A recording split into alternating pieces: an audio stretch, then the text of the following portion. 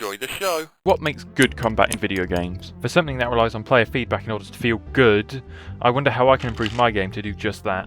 I'm Bagel. I'm making a semi-open world roguelike called Quackapelago, and I am going to make its combat feel good.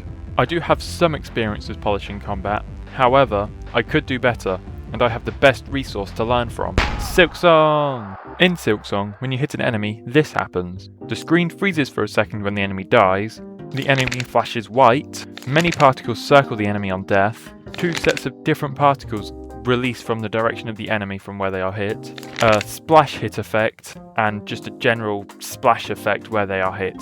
These all come together to make some intensely satisfying feedback for the player, which is the goal for a combat-centric game. So I shall do the same, starting with adding some knockback on hit, a white flash to the enemies and some particles released in the direction you hit the enemy from, copying that over to the player as well. But also making the game desaturated on hit as well, because I just really like doing that. But making things satisfying doesn't solve the vital problems with your game. And the vital problem with my game is... yeah, jumping. When you're in the air, your weapons become basically useless. So let's add some aerials.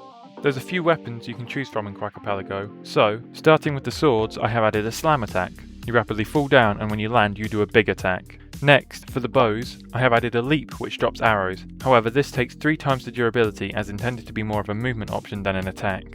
For the summons, I leaned greater into the summoner aspect and made the summons explode and deal big damage. And finally, for the lobbers, I went in a very random direction and added a slide tackle attack. The player dashes down and then slides, and sliding through an enemy deals damage. These weren't too hard to make, as with my attacking system, all I needed to do was check if the player was in the air and if they were allowed to attack.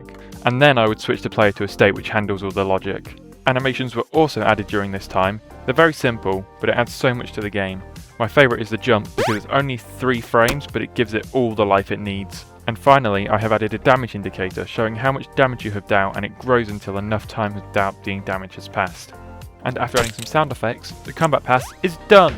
Next is the exploration pass of the game, where I'm going to make walking around the world not boring. But I haven't done that yet, and I need to do that, so shoo, go away, leave me be. Goodbye and subscribe.